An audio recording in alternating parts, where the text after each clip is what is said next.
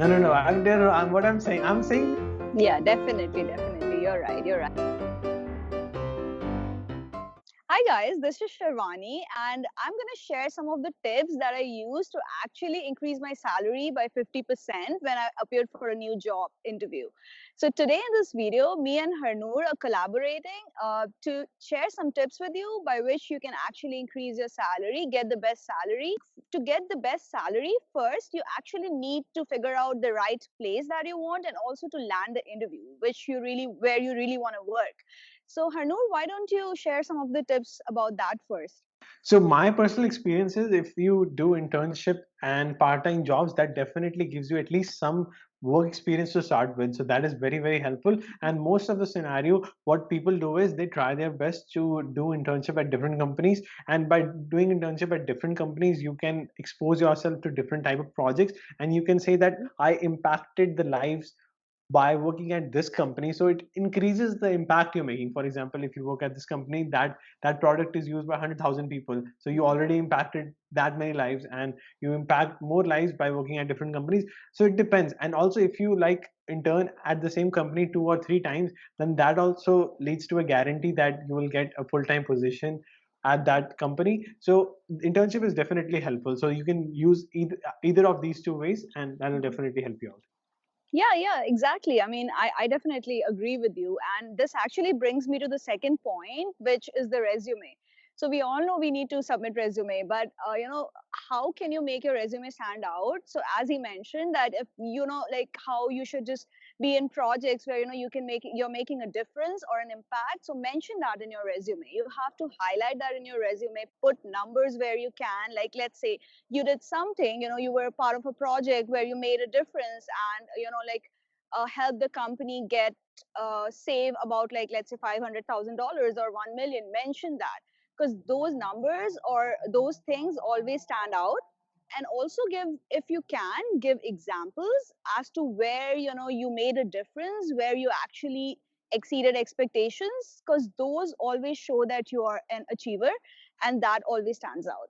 Now, number three is about networking. So, if you have friends who get into your dream company, let's say a good company could be Delta, and Delta is like one of my favorite company as well because they give free flight tickets. So, let's say my friend gets into Delta, and I can ask him, "Can you refer me for so that I get interviewed?" And with that interview, I can definitely like get in easily as compared to going through the application process online. So, this is definitely helpful.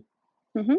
And as I mentioned in the beginning, that some of the tips I applied to get 50% raise in the job that I'm transitioning to, this was one of the things that really helped me.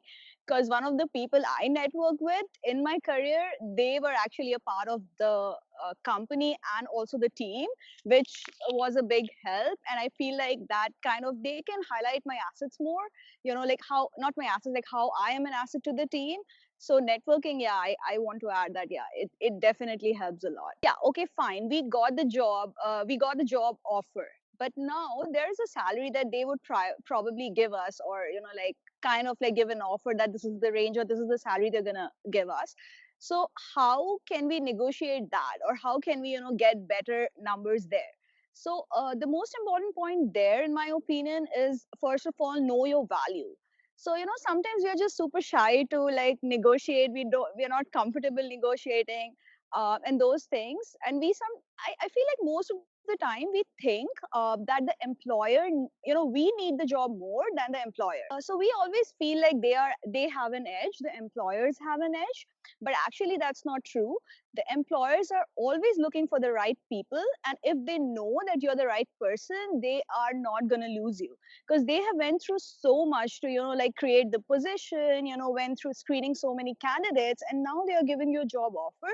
So if in any way they think that you're the perfect person, they will be flexible with the salary. So always know your value and be able to articulate that to your employer. So now moving on, the most important point that comes up is know your market value. You should do research about how much you should be paid. You should do it in particular location. For example, there's a possibility that there's a standard that maybe New York pays $200,000 per year. So you should know that what's the idea of salary. Because, for example, sometimes what happens is like HR say that how much salary do you expect, and if you will say $90,000, if the standard is $200,000, then he will definitely give you $90,000. So you have to do your research.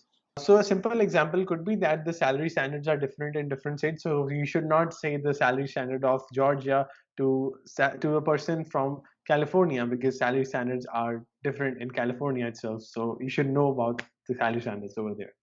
So that brings me to next point, which is don't mention your salary. So I'm not sure about India, but at least in California and a lot of states in US, by law, the employer is not supposed to ask you about your current salary. So don't mention that. So another thing while interviewing for a particular job, it's a great idea to interview at multiple places and get as many offers as you can, because that also helps in negotiation.